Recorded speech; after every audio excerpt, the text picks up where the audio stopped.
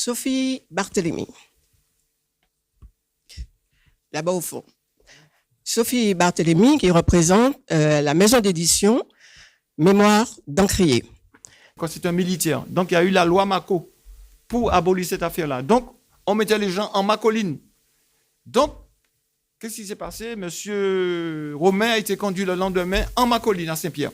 Ce grand pas-là vers une prise de conscience. Alors, c'est vrai que cette prise de conscience, elle n'est pas encore générale. De Palestine, parce que maintenant, il a pris comme coéditrice une autrice palestinienne qui vit à Montréal également. En fait, on a même eu un petit catalogue asiatique. En fait, nous, c'est vraiment cette mémoire qui tourne, ces nouveaux narratifs, notamment beaucoup de femmes publiées. Qui a créé la double conscience dont je parle dans le livre, Césaire qui a forgé la négritude, Glissant qui a forgé la créolisation. Tout ça, ce ne sont pas ni des narrations ni des témoignages. Ils ont posé des concepts qui sont très importants pour penser un sujet politique. Et le sujet politique aujourd'hui en Martinique, il n'est pas nommé. C'est pour ça que je me suis permis de 2004. Donc ça fait 24 ans. C'est vrai aussi que je suis par ailleurs poète, écrivain et également musicien. Voilà. J'ai plusieurs casquettes, mais mon préféré était la bite.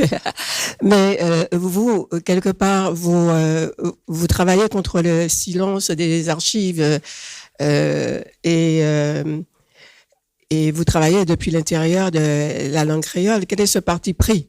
Alors, c'est vrai que sur le sujet histoire, je me suis découvert au gré du travail travail formidable sur la langue, et il a publié un ouvrage qui s'appelle 365 proverbes créoles.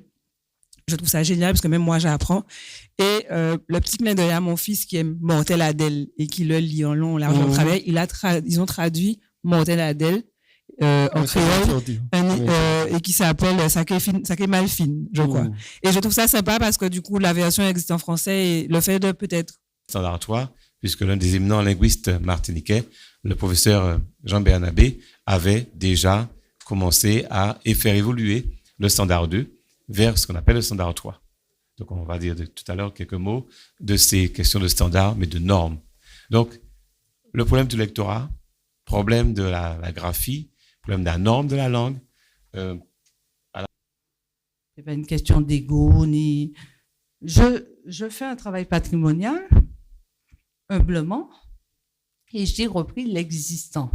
À l'époque, ces messieurs portaient des boubous blancs ou rouges, et ces boubous étaient floqués d'un logo marqué La Perfecta Martinique.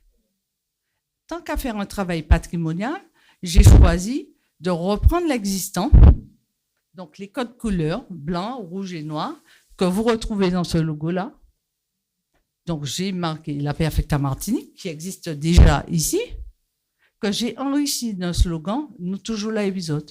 Parce que maintenant que j'ai inscrit ce style musical dans l'intemporalité de nos musiques à travers ces ouvrages,